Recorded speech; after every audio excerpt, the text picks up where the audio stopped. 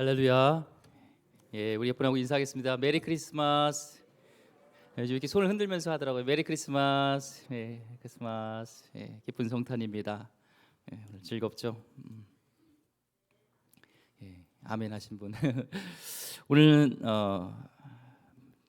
즐거운 날입니다. 기쁜 날입니다. 우리 아기 예수의 탄생이라는 제목으로 하는 말씀 같이 나눌 건데요. 오늘 본문을 보면요, 이 역사의 주관자는 정말 하나님이시다. 그냥 흘러가는 것 같지만 아무 주인 없이 역사는 그냥 막 흘러가는 것 같지만 그렇지 않다. 하나님이 주인이라는 것을 알 수가 있습니다. 오늘 1절부터 3절 말씀까지 보니까 그때 가이사 아우구스도가 영을 내려 천하로 다 호적하라 하였으니 이 호적은 구레노가 수리아 총독이 되었을 때 처음 한 것이라. 모든 사람이 호적하러 각각 고향으로 돌아가매. 오늘 말씀의 시작은 예수님 탄생의 배경을 보니까 이제 로마 황제는요 매 13년마다 모든 식민지, 당시에 제국이었던 로마의 식민지였던 나라들은 14년마다 호적을 해야 됐습니다. 자기가 고향, 태어난 곳, 그 고향에 가서 호적을 하기 위해서 등록하게 했고, 인구 파악을 해서 징집과 또한 세금을 정확하게 거두기 위해서 14년마다 호적을 했습니다. 이 로마뿐만 아니라 이 로마 속국에 있었던 전 세계에 있었던 나라에 있는 젊은 남자들이 한꺼번에 움직이다 보니까 한국의 설날이라든지 추석 때 되면은 대란이라고 하잖아요. 그거와 비교할 수 없을 정도의 인산인해를 이루는 것. 그래서 숙박업소마다 사람들이 가득 차고 막 그런 난리입니다. 지금 요셉은 지금 살고 있는 곳은 갈릴리 나사렛이시죠. 여기서 이제 베들레헴까지 가야 되는, 자기가 고향으로 가야 되는데 무려 128km 정도의 거리입니다. 지금이야 뭐 KTX를 탄다든지 뭐 여러 가지 차를 타면 되지만 당시에는 없어요. 그러니까 걸어가든지 나귀 하나 타고 가는 겁니다. 이 엄청난 남자들이 대이동을 하는데 아기 예수가 베들레헴에 태어나게 하시는 하나님의 섭리가 있어서 호적을 하는 것 같지만 결국에는 이 주인공이신 예수를 위해서 이 모든 역사가 움직입니다. 지금 로마 움직이는 이 세상의 주인은 로마 황제가 움직이는 것 같고 청와대가 주인공 같지만 천국 가면은 그게 아니라는 것을 또한 알게 될 거예요. 하나님의 사람을 위한, 하나님의 역사를 위한 것을 준비하는 것이었고, 예수님이 태어나기 위해서 베들레헴에서 예언대로 태어나기 위한 이 로마 황제가 존재했던 것이죠. 이런 역사적인 소용돌이 속에서 우리 아기 예수님께서 예언대로 태어났습니다. 역사의 각본이었죠. 하나님이 역사를 반드시 이루시고 주관하신다는 것을 우리가 알 수가 있습니다. 자, 5절부터 6절 말씀 보니까 그 약혼한 마리아와 함께 호적하러 올라가니 마리아가 이미 잉태하였더라. 거기 있을 그때에 해산할 날이 차서 처다들을 낳아 강보로 싸서 구유에 누웠으니 이는 여관에 있을 곳이 없음이로라. 전 세계를 통치하던 이 로마 중에서, 로마의 그런 영향력 있는 곳에서 가장 작은 지역이 팔레스타인이었고, 또 그 팔레스타인에서 또 가장 작은 이 베들레헴, 또 거기서 가장 허름한 이 마국간에서 예수님이 목수의 아들로, 그것도 여행 중에서 호적하러 가는 길에 이제 태어나는 것을 볼 수 있습니다. 사람들은 내가 태어난 환경을 많이 탓해요. 요즘 젊은이들도요, 유학을 갔다 와도 또 명문대를 나와도 또 나름대로 영어를 잘해도 직장 얻기가 어렵습니다. 내가 조금만 좋은 부모님을 만났으면, 좀 더 좋은 환경에서 내가 태어났으면 내가 좋았을 텐데 라는 생각합니다. 그러나 자기가 좋지 않은 환경에서 태어났다는 사람이 있어도 그 중에서도 예수님만큼 좋지 않은 환경에서 태어난 사람은 없을 거예요. 예수님이 태어난 장소도 장소지만 예수님이 태어났던 그 시대의 상황은 굉장히 복잡했죠. 우리는 이것이 예수님이 태어나기 위한 각본인 것을, 하나님의 역사 속에서 움직이신 것을 알고 있지만 이 요셉과 마리아에게서는 이해가 안 되죠. 왜 14년마다 그 호적의 명이 확필 이 만삭이 된 이때 떨어지는 거예요. 요셉은 또한 남자만 가도 되는데 하필 이 만삭이 된 마리아까지 대동해서 왜 이 베들레헴까지 가야 되는 것이 왜 거기까지 갔을까요? 참 안타까운 상황이 있는 겁니다. 마리아와 요셉은 정혼한 상태죠. 우리나라랑 그런 결혼 문화가 좀 다른데, 이 정혼이라는 것은 법적으로는 부부예요. 하지만 이제 집을 지을 때까지 이제 떨어져 있습니다. 같이 합방하지 않아요. 같이 법적인 부부지만 합방하지 않습니다. 그런 그 정혼 상태에서 같이 잠을 자지 않는데 아기가 잉태한 거예요. 사람들이 수군거리겠죠. 당연히 저 아기는 누구의 아기일까? 물론 이제 요셉과 마리아는 그게 성령으로 잉태한 것을 알고 있지만, 그것을 인간적인 이해로 볼 때는 이해할 수 없는 그 상황을 사람들은 이해하지 못하죠. 수군거리고. 그런데 혼자 지금 요셉도 없고 마리아가 혼자 만사하고 있으면 사람들이 가십거리가 될 것은 분명합니다. 정신적인 이 스트레스가 이만저만 아니겠죠. 그래서 혼자 두지 않고 이제 같이 여행을 가는 것입니다. 128km라는 그 긴 길을 이제는 만삭이 된 아내와 함께 갑니다. 가는 곳마다 이 호적으로 인하여서 인산인해를 이루고 정말 숙박업소를 찾는 것은 어려웠습니다. 베들레헴까지 가는 그 거리가 고생길이죠. 만삭이 돼서 128km를 간다고 생각을 해보세요. 여기서 역까지만 가는 것도 힘들잖아요. 우리는 이런 상황 속에서 요셉과 마리아가 불평할 수 있다고 생각해요. 이게 뭐지? 성령님이 잉태한 아이라면 성령께서 길을 팍팍 열어줘야 되는 거 아니야? 그렇죠? 그냥 길이 막 열려야 되는 건데 그렇지 않아요. 숙박업소도 가면 하얏트 호텔이 막 나에게 주어지고 렌트가 막 공짜로 막 되어지고 막 축하합니다, 당첨되셨습니다 하면서 이런 길들이 열려야 되는 거예요. 그런데 지금 요셉과 마리아가 가는, 또 예수님 뱃속에 있는 예수님이 가는 길은 어렵고 복잡한 길입니다. 우리가 하나님의 뜻대로 가는데 하나님의 뜻인 줄 알고 가는 그 속에서 우리 현실은 힘들 때가 있습니다. 현실이 힘들다고 하나님의 길이 아닌 것이 아닙니다. 그러므로 우리가 가는 길 가운데 하나님의 뜻이고 하나님이 원하시는 길 같지만 어렵고 힘들지라도 절망하지 마시기 바랍니다. 가다 보면 반드시 하나님께서 선하신 뜻을 이루게 될 줄 믿습니다. 7절 말씀 보니까 첫 아들을 낳아 강보로 싸서 구유에 누웠으니 이는 여관이 있을 곳이 없음이로라. 이 강보는 보자기 같은 곳에 싼 것이죠. 간신히 이 베들레헴에 128km를 걸어서 왔습니다. 근데 왔더니 반겨준 사람 하나도 없어요. 더욱이 이 여관에는 다 10,000원이에요. 지금이나 예전이나요, 이게 웃돈이라는 게 있습니다. 웃돈을 이렇게 쥐어주면요 방은 나오게 돼 있어요. 없던 것도 생겨요. 근데 지금 이 요셉과 마리아는요 웃돈은커녕 아랫돈도 없습니다. 거지예요, 거지요. 그냥 아무것도 갖지 못하고 길에서 좀 자야 되는 상황 속에 있습니다. 하나님의 아들이 왜 꼭 필요할 그 방, 그때 왜 방이 없을까? 하나님의 아들이신데 왜 꼭 필요한 그때 돈이 없을까? 전능하신 하나님, 이런 힘든 현실을 피할 수 있지 않겠습니까? 우리 하나님이라면 우연이라도 고위 사람이 지나가다가 만나가지고 우리 집에 오세요. 우리 집에 집이 넓은 게 많이 있습니다. 그렇게 할 수도 있잖아요. 만왕의 왕이신 우리 하나님의 독생자 예수 그리스도가 있는데, 혹시 나는 참 인생에 재수가 없다 이렇게 생각하는 분이 있을 수 있습니다. 근데요, 우리 하나님의 아들이신 예수님은요 우리의 현실 속에서 그 모든 겪어야 될 것을 다 겪으셨습니다. 어렵고 힘든 현실 가운데서 그 상황 가운데 다 그 상황을 겪고 우리 하나님의 아들 예수님을 하나님은 태어나게 하셨습니다.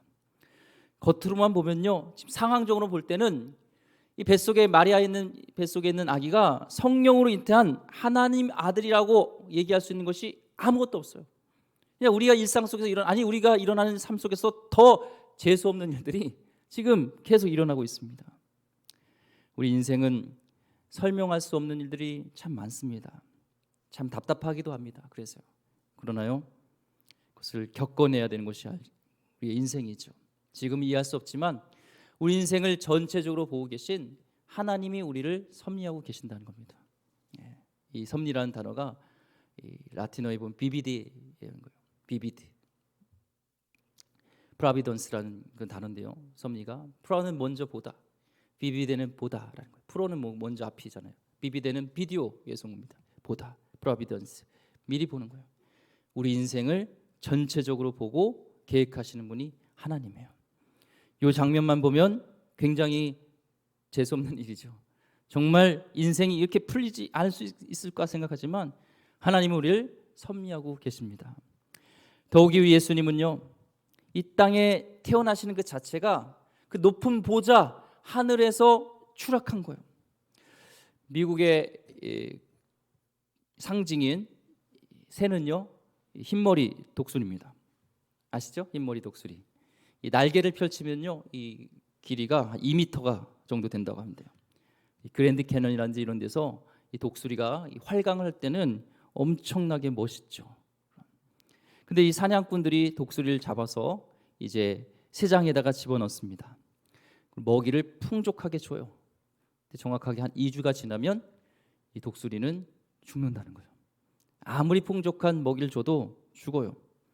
독수리에게는요, 먹고 사는 문제가 아닙니다.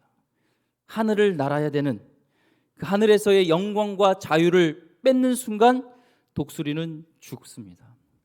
근데 우리 만왕의 왕이신 온 세상을 다스리시는 우리 하나님 만왕의 왕께서요, 좁고 좁은 이 땅, 그 중에서도 그 더 좁고 좁은 그 말밥통 말구유의 인간의 아기로 태어난 것은요, 우리가 상상할 수 없는 괴로움에 있는 것입니다. 필립 한시의 하나님 제게 왜 이러세요? 라는 그런 책을 보면요, 우리 너무 힘들고 어려울 때 이런 말을 한다는 거죠. 하나님 저에게 왜 이러세요? 하나님이 여러분의 겪는 고통을 모른다고 생각하지 마시기 바랍니다. 예수님은 이런 고통과 어려움과 우리 인생의 그 밑바닥까지 오셔서 우리의 모습을, 우리의 고통을, 우리의 인생을 채울하실 수 있는 분이에요. 경험하셨다는 거예요. 밑바닥을 경험하셨기 때문에 우리 경험을 아시기에 우리의 작은 신음에도 응답하실 수 있고 우리의 고통을 이해할 수 있다는 겁니다. 저 높은 보좌에 있다면 이 땅에 낮고 낮은 우리의 인생 속에서 밑바닥의 인생을 어떻게 신이라고 하지만 이해할 수 있겠습니까? 하지만 그 높은 보좌에서 맨 밑바닥에 처박혀 있는 그 밑바닥 인생을 사셨기 때문에 우리 인생을 주님은 이해하실 수 있습니다. 히브리서 2장 18절 말씀에 그가 시험을 받아 고난을 당하셨은즉 시험 받는 자들을 능히 도우실 수 있느니라. 아멘. 우리 주님은 우리 마음을 아시고요, 우리의 아픔도 아시고 우리 고난도 아시고 우리가 당해야 될 것들을 다 그런 인생을 사셨기 때문에 우리를 또한 도우시고 이해하시고 보살펴 주실 수 있는 분인 줄 믿습니다. 예. 세상에 야심을 가진 자들은요, 어떻게든 더 높이 올라가려고 그래요. 높이 올라가려고 그러죠. 여기서 밑으로 내려가시고 계신 분 계시고, 발음이 잘 안 되네요. 밑으로 내려가고 싶으신 분 있습니까? 내가 직장에서도 더 밑에로, 어디서도 다 밑바닥으로. 우리는 다 올라가려고 합니다. 올라가려고. 근데 우리 하나님은, 우리 만왕의 왕이신 예수님은 아들로 이 땅으로 추락하셨습니다. 이게 사랑의 차이예요.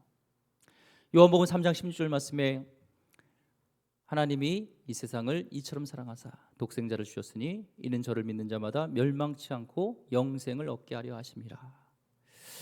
세상을 이처럼 사랑하셨다고 합니다. 그 만왕의 왕이신 분이 이 밑바닥까지 오셔서 그 밑바닥에서 더 내려가셔서 죽기까지 섬기신 그 밑바닥의 인생, 그렇게 사랑하셨어요. 이 세상을요. 매스컴을 보면요, 뉴스를 보면요, 스트레스입니다. 웬만하면 안 보려고 하는데 자꾸 보여요. 폭력과 음란과 거짓과 고발과 막 혼란 속에 있어요. 답답합니다. 그런데 이런 어지러움의 세상 속을, 이 세상을 우리 예수님은, 우리 하나님은 이처럼 사랑하셨어요. 이 땅에 오시기까지 사랑하셨습니다. 자기의 목숨을 맞바꿀 만큼 이 세상을 사랑하셨다는 것 때문에 우리도 이 세상을 사랑할 이유가 있습니다. 또한 나 같은 존재를 사랑하셔서 그 이 세상에는 내가 포함이기 때문에 사랑하신 거예요. 나를 이처럼 사랑하신 그 만왕의 왕께서 밑바닥까지 오시고 죽기까지 나를 사랑하신, 이렇게 사랑하신 그분이 우리 하나님이시라는 것을 믿을 때, 나는 그런 귀한 존재라는 것을 우리가 생각할 때요, 우리는 더 이상 자존감에서 땅에 떨어질 이유가 없습니다. 우리는 예수님이 그렇게 사랑하신, 목숨까지 사랑하시고 이 땅에 오신, 나를 위해서 오신 그 귀한 존귀한 분이 나를 사랑하신다는 그 사실만으로 우리는 자부심을 가지게 될 줄 믿습니다. 이 무슬림 기도할 때요, 이마가 땅에 닿습니다. 보셨죠? 무슬림 기도할 때. 또한 힌두교 믿는 사람들은요, 막 신에게 막 제물을 막 바쳐요. 해코지 당할까 봐. 그러니까 안 바치면 자신들이 재난을 당한다는 거예요. 어려움을 당하게 된다는 것은 신을 노엽게 해서 된다는 거예요. 무서워서 합니다. 구약에도요, 하나님을 무서워했습니다. 두려웠습니다. 그래서 지성소에 들어간 것을 너무나 싫어했고, 대제사장만이 대속죄일 7월 10일 날 한 번만 대표로 들어가요. 그래서도 잘못하면 죽어요. 그런 두려운 존재였습니다. 그런데 이 하나님, 두려운 존재가 아닌 우리 사랑의 하나님이라는 것을 깨우쳐 주신 것이 바로 아기 예수의 탄생이에요. 이 말구에 누인 아기 예수를 바라보면서 누가 두려워하겠습니까? 두려울 존재가 없죠. 그런 힘도 없고 아무 능력도 없는 더 밑한 천한 그 말구유에 아기 예수가 있습니다.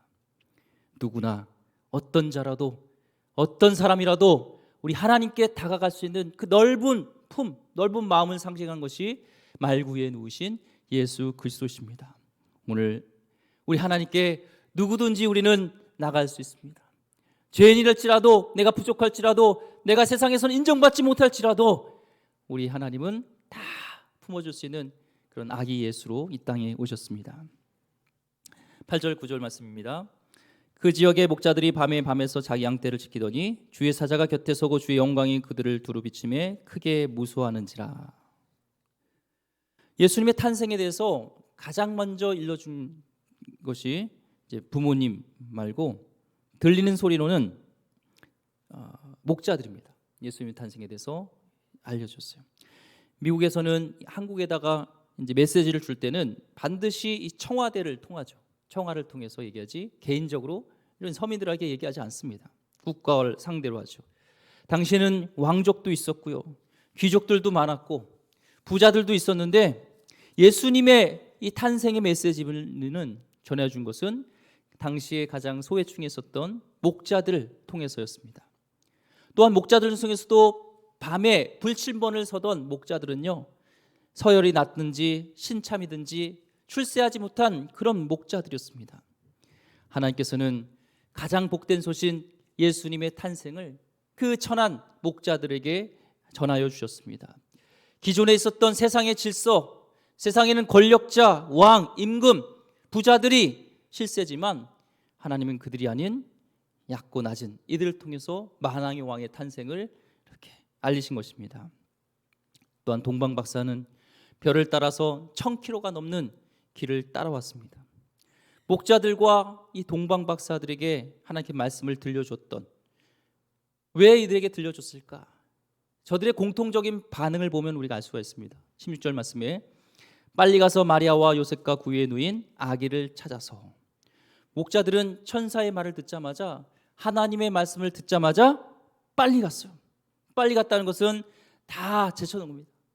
치던 양도 다 제쳐놓고, 맹수에게 양이 뺏길지도 모르지만 다 내려놓고, 가장 중요한, 더 중요한 것은 하나님 말씀을 가지고 이 말씀에 순종하는 것, 이거 전하는 것, 이것이기에 그는 대가를 치렀던 거예요. 자신은 갈등하지 않고 빨리 갔습니다. 이게 우리가 어려운 거죠.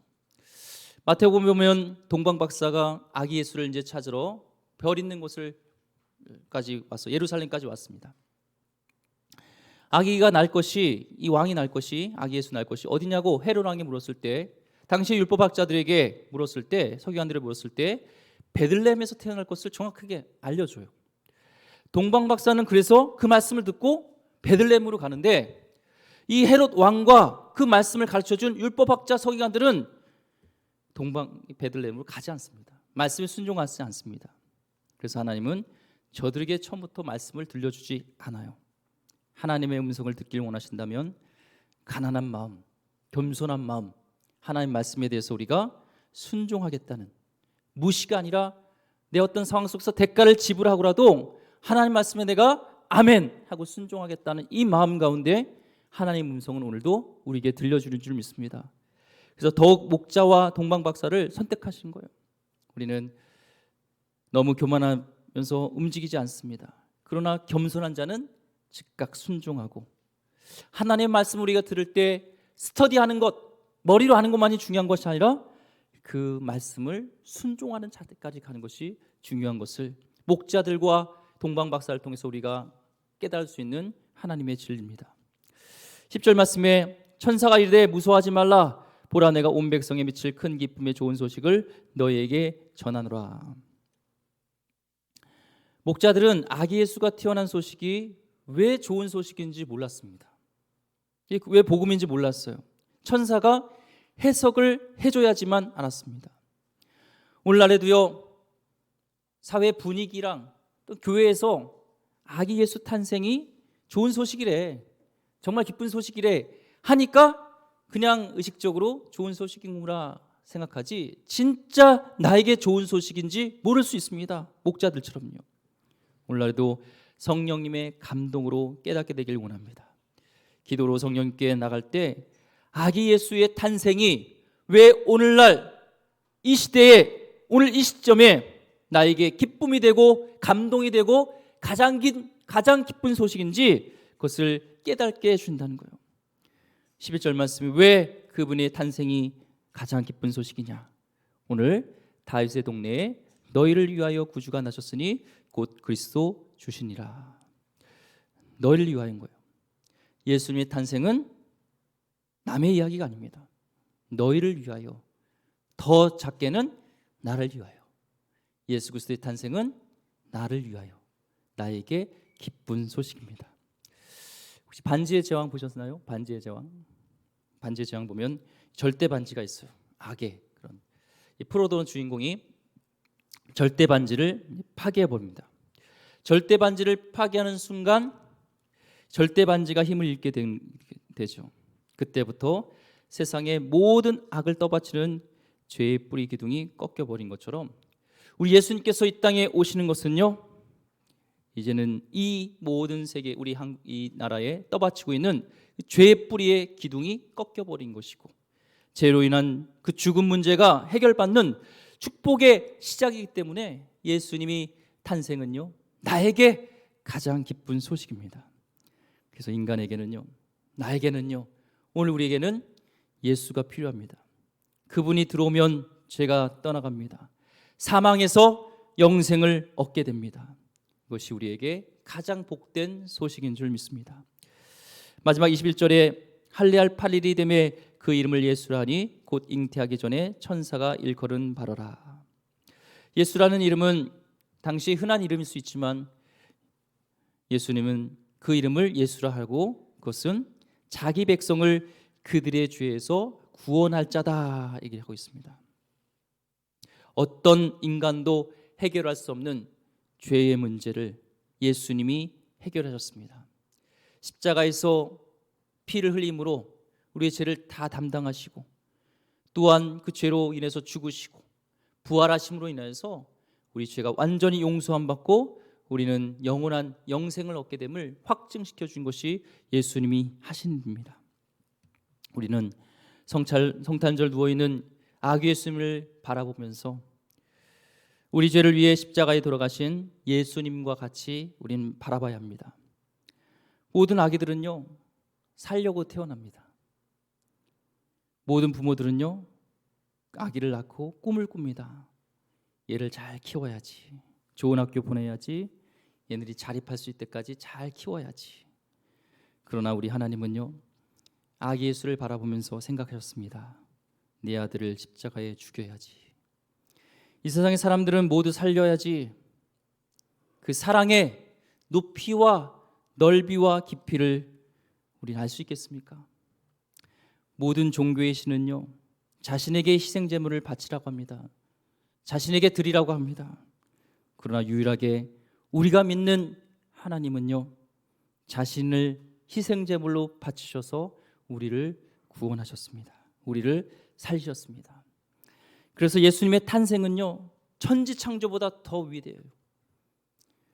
천지창조는 하나님의 전능하신 능력, 말씀으로 모든 것을 창조하시는 전능하신 하나님의 능력이었다면, 예수님의 탄생은 하나님의 위대하신 사랑입니다.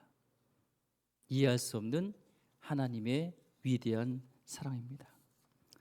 14절 말씀에 지극히 높은 곳에서는 하나님께 영광이요 땅에서는 하나님이 기뻐하시는 사람들 중에 평화로다 하니라. 하나님께 영광은 하나님이 가장 기뻐하시는 일을 했을 때 하나님께 영광이라고 합니다. 예수 그리스도의 십자가를 통해서 모든 인류를 죄에서 구원하시는 것은 하나님의 꿈이십니다. 그것이 예수님을 통해서 이루시기 때문에 하나님께 영광이 됩니다. 그렇게 해서 구원하신 백성은 그제서야 서로 화합하게 됩니다. 예수님을 통과하지 않은 화합은 없습니다. 예수님을 통과하지 않은 세계 평화는 없습니다. 그래서 예수님의 탄생은 하나님께 영광이 되고 오늘 우리에게는 평화가 되는 겁니다. 19절 말씀에 마리아는 이 모든 말을 마음에 새기어 생각하니라. 마음에 새기어 생각하는 것은 굳게 간직하여 지킨다는 뜻입니다. 마리아에게는 하나님이 어떤 일을 행하시면서 말씀을 주세요. 잉태 전에는 가브리엘을 통해서, 또한 엘리사벳을 통해서, 그리고 오늘 목자를 통해서 하나님의 말씀을 계속 주십니다. 만약에 말씀을 듣지 않고 이런 일들을 당한다면 이 마리아는 황당했겠죠. 15살 때 처녀로서 내가 아이를 갖게 된다는 것부터가 하나님 말씀하지 않으면 천사를 통해서 이해할 수 없는 일이죠. 계속 이런 일들이 있습니다. 그러나 하나님은 계속 천사를 통해서, 엘리사벳을 통하여서, 또한 목자를 통해서 말씀하심으로 환경 속에서 지배받지 않고 마음속에 평안함을 유지할 수 있습니다. 우리도 마리아처럼 이해할 수 없는 현실을 부딪힌다면 특별히 말씀을 많이 주실 때가 있습니다. 이해할 수 없는 일을 겪을 때 오히려 엎드리면 하나님의 말씀이 잘 들립니다. 그래서 고난은 우리를 향한 하나님의 확성기라고 C.S. 루이스는 말했습니다. 환경 속에서 어렵지만 그분을 만나게 된다면, 그분의 음성을 듣게 된다면 우리는 어떤 상황 속에서도 하나님을 찬양하게 됩니다. 마리아는 지금 보세요. 성령을 잉태했던 그 자체가 계속적으로 고난의 연속입니다. 베들레헴까지 온 순간부터 고난입니다. 그런데 그 상황을 말씀으로 이해하면서 하나님을 찬양하게 되죠. 20절 말씀에 목자들은 자기들에게 이르던 바와 같이 듣고 본 그 모든 것으로 인하여 하나님께 영광을 돌리고 찬송하며 돌아갑니다. 목자들은 말씀을 들은 그대로 이루어진 것을 체험하면서 찬송하게 됐습니다. 거룩의 체험이 강렬하면 찬양은 그냥 되는 거예요. 세상 사람은 이 짜증나는 현실 앞에 우리가 왜 찬양하는지 모릅니다. 현실은 어려운데 어떻게 하나님께 찬양할 수 있지? 그러나 우리는 예수님을 만났기 때문에 가난하고 힘들고 병들어도 예수님이 계시기에 찬양이 흘러나오게 되는 겁니다. 천사가 찬양하니까 그 찬양이 목자에게 번지게 되었고, 또한 이 찬양은 마리아의 창가로서 또 찬양하며, 또 이 찬양은 로마 전역에 또 찬양하는 번지는 역사가 있었습니다. 오늘 이 찬양이 번짐이 우리에게서도 계속 이어지길 소망합니다. 어떤 현실 속에서도 그분이 이 땅에 오심이, 오늘 이 성탄절이 나를 구원하시기 위해서 나 때문에 오셨다는 것을 우리가 기억하면서 이제는 그분을 2000년 전에는 말구 위에 누울 곳이 없어서 누웠지만 이제는 나의 가장 중요한 내 삶의 주인으로, 내 마음의, 나의 중심의 보좌에 예수님을, 아기 예수님을 앉히는 인생의 주인으로 모시는 거룩한 날, 복된 날 되시기를 주의 이름으로 축원드립니다. 기도하겠습니다. 하나님 감사합니다. 아기 예수의 탄생이 나에게서 가장 기쁜 소식인 것을 하나님 오늘 깨닫게 하여 주옵소서. 하나님, 천사가 깨닫게 하여 주실 때 목자들이 가장 기쁜 소식인 것을 깨달은 것처럼 사회 분위기 때문에 그냥 내가 교회에 왔기 때문에 예수님의 탄생이 가장 기쁜 것이 아니라 정말 내 마음에 예수님이 오셔서 예수님이 날 구원하심을 믿게 되어서 가장 기쁜 복된 날 될 수 있도록 주여 인도하여 주시옵소서. 나의 보좌에 주님을 앉히길 원합니다. 아기 예수님 내 곳에 자정하여 주시옵소서. 귀하신 예수 그리스도 이름으로 기도드립니다. 아멘.